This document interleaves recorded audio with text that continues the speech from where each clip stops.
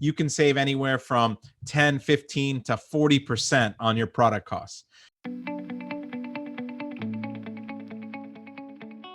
I'm Brandon Young, and my wife and I are 8-figure Amazon private label sellers. We have our own brands and we make millions of dollars selling on Amazon. We also teach other entrepreneurs and brand owners how to research, start, and scale their Amazon brands. This video, I want to show you guys the 5 biggest mistakes that I see Amazon sellers making with regards to sourcing. So the first mistake that I see is that people don't look for their products on different platforms. Now, you can look in other countries, you can look at China, Indonesia, Pakistan, Mexico, America.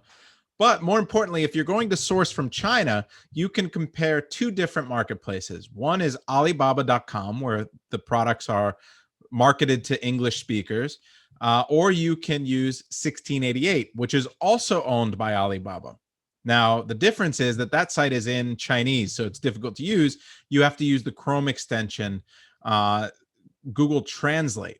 Now, Google Translate can take the entire page and turn it into English for you, but you still have to learn how to communicate with them through maybe WeChat or another messenger service. So it can be difficult, but the differences can mean everything. Now, the brokers on Alibaba are targeting the American speakers, and they're going to charge you for that. But on the Chinese side, on 1688, it's going to be the large distributors or the factories directly marketing to Chinese wholesalers. Now, those wholesalers turn around and then put it on Alibaba. So if you cut out those middlemen, you can save anywhere from 10, 15 to 40% on your product costs. That alone is going to save you a ton of money or make a product that isn't viable. Before I share the next tip, please take 3 seconds and hit the subscribe button and then the bell icon so that you're notified when I post more videos and tips for you. The second mistake that I see sellers making with regards to sourcing is that they don't take the time to receive samples or do the proper inspections. Because there is a lot of switcheroo that happens, you have to be careful. First of all, you want to feel and touch your product in your hand so you can inspect the quality of it. Secondly, after you've placed your order, you want to make sure that you do that final inspection and make sure that it's the same product you approved, because you don't want to be the victim of sloppy work, rushed work, or a high defect rate. Something like that can kill your listing on Amazon and end up costing you a lot of money and wasting your time. The third mistake with regards to sourcing is that people don't take the time or the effort or money to order their competitors' products. Now, what do I mean by that?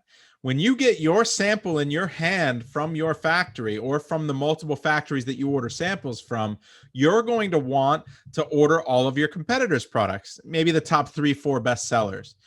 Then you can put your products side by side, and a lot of times you'll see that they're probably ordering from the same exact factory, or you're going to be able to compare if theirs is better or worse and for what reasons. That's extremely important to understand how their reviews are and how they're being graded or rated on Amazon, and how you can expect to be rated as well. That brings me to the next mistake, which is that people aren't taking the time to look at the feedback or the reviews or the questions asked on the competitors' pages. This is where you can get extremely valuable information about things that are wrong with the product that you can improve, or understand how to market your product more effectively so that you reach the target audience, you increase your conversions, you avoid people buying it that don't want to, or you can keep your review rating high by addressing some of those concerns in your own copy even. So it's very important that before you make the decision to even follow through with a product, you look at your competitors' listings, that you do that deep analysis, and you can compare whether their product is the same as yours, worse or better, and make that decision with some information and data. That brings me to the final mistake I see people making with regards to sourcing, that they're not asking for payment terms. Now, this is huge for cash flow. We have a cash flow worksheet that we use, and it looks something like this. The way that this works for us is that you can plug in what percentage of your order is due at what time and after how many days or weeks. And it's going to allow you or show you how much money you're going to need at different periods. And something as simple as getting 30% down and 70% due when it lands at Amazon can be the difference between needing $20,000 for a product and $35,000 to launch a product. It can be very significant. Now, once you've built and established a relationship with that factory, you can get terms like 30% down, 40% when it lands at Amazon, and the remaining 30% 30 days later. This can help you stretch out your cash flow, expand into additional products faster, and scale your business without that stress on your cash flow. So remember these 5 mistakes and try to overcome them. Hopefully I've been able to save you some money and help you. I've got a free course and another class just on sourcing and how we look at 1688 versus Alibaba and some of the other things in a little bit more detail. And you can find that video as well here. So keep doing your thing, and I make sure you subscribe and hit the bell so that you're alerted when I keep putting out more content. Thank you for your time.